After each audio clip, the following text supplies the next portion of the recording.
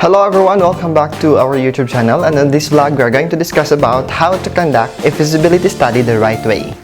Remember that all businesses have to critically examine the actions they take, whether the business is just starting out or has been in operation for a while. Establishing the validity or viability of an idea or action can ultimately determine whether a business succeeds or not. The best tool for determining this is by conducting a feasibility study. In this guide, we will examine what a feasibility study entails and when it should be used. Well, then outline the 5 key elements of a feasibility study and provide you with 6 steps for conducting one with your organization. Lastly, you'll see some example of feasibility study.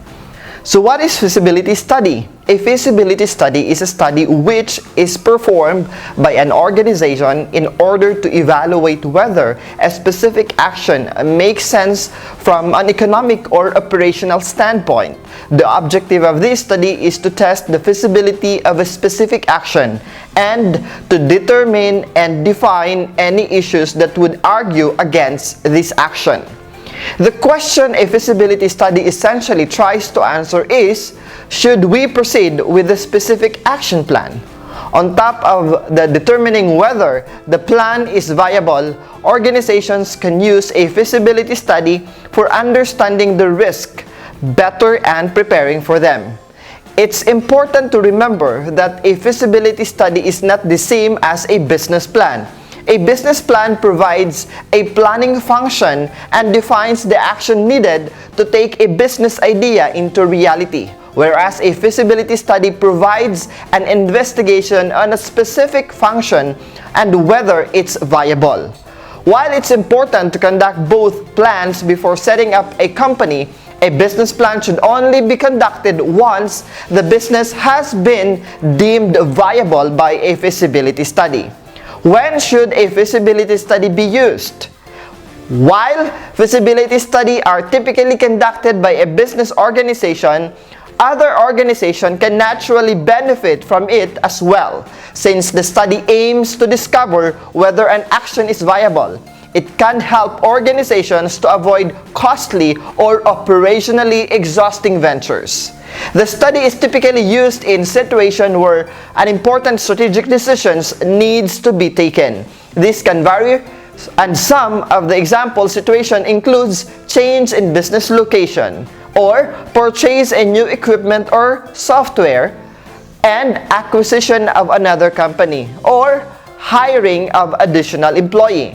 As mentioned above, a feasibility study is often at the core of launching a business. It can be the key to launching a successfully startup, as it helps to underline the future pain points and to determine whether the plan is viable on the first place. Overall, a feasibility study is the perfect tool for situations where the impact is likely to be big in terms of operational or economic significance. David E. Gompert nailed the essential importance of a feasibility study on his book, How to Really Create a Successful Business Plan. And when discussing the possible failure of a feasibility study, example, the negative result may appear to be failure, but it's not. The failure would have been if you had invested your own and others' money and then lost it due to barriers you failed to research in advance. Now we're going to discuss the core elements of a feasibility study.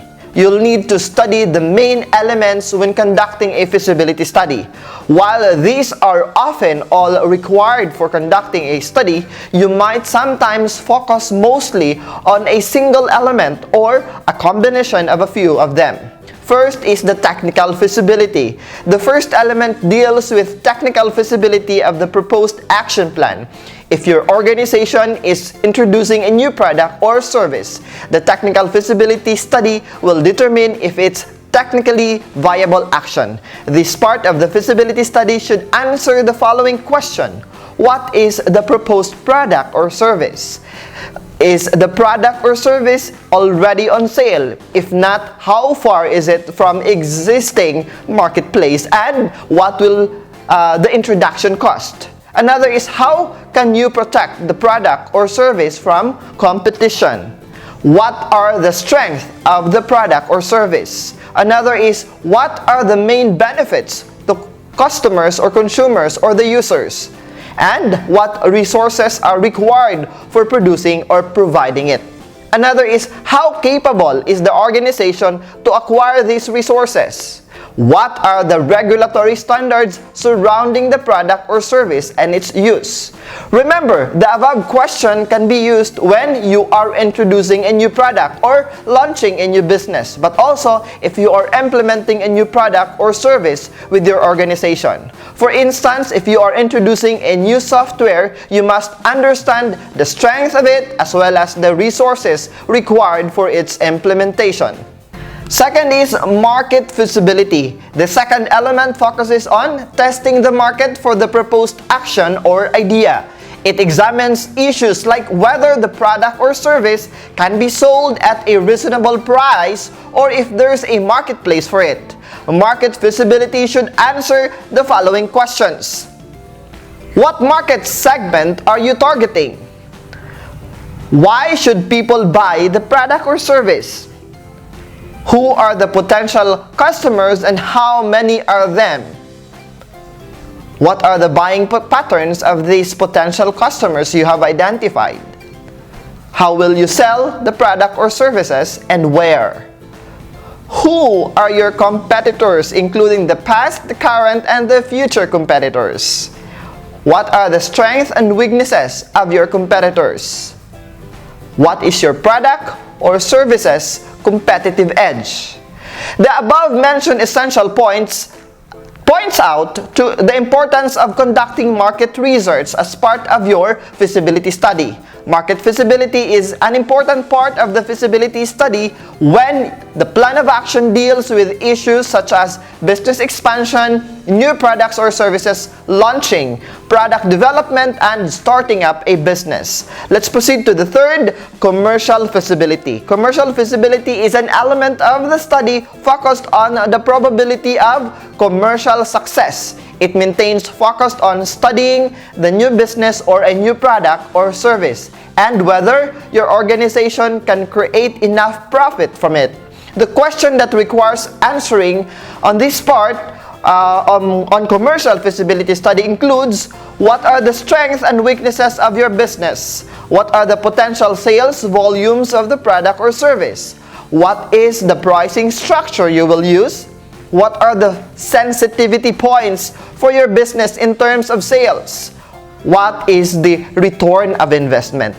Furthermore, if you are conducting a feasibility study as part of launching a business, you also need to answer the following questions. How long can your business survive without a sale? How long before you break even with the product or service? How much money is required to start operating? Will your organization require external finances? While the above points are mainly important for new business, any organization can benefit from thinking about them when launching a new operation. For example, if you are adding a new product or a new product line to your business, you should use the above questions as a guide to understand the implication to your operation and the financial viability of the new product. Now let's proceed to the fourth, overall risk assessment. The fourth element focuses on the major risk the proposed plan can entail. The overall risk assessment part of a feasibility study examines the different ways your organization can reduce the risk of embarking into the new action. The overall risk assessment should answer the following questions. What are the major risks associated with the operations? What is the survival outlook for each of the above risks? How sensitive are these profits? What are the best way to minimize this risk? The aim is to try to cover all the possibilities and create a risk assessment map which deals with the probability of the risk and the impact it would have on the business. It's aimed at recognizing the risk that can make and break your business from a smaller and more than manageable risk. For instance, consider your business is conducting a feasibility study in order to hire a new employee. One risk might deal with the possibility to hire is an inadequate fit and leave after 6 months trial period. But your risk assessment might show that while the risk of this relativity is high, the survivability of your business doesn't depend on that factor. For example, the cost of a bad hire could be low due to your recruitment strategy or position not being essential for the operation. This is how you can create your own risk assessment map.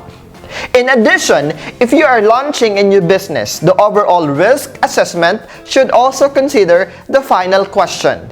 Answering this question, when can your business be able to support you and itself without extra financing, is an important part of a feasibility study. Self-sufficiency is crucial for business success. That's having to borrow and hinder the long-term survivability of your business. Let's proceed to the fifth. That's feasibility of purchasing an existing business.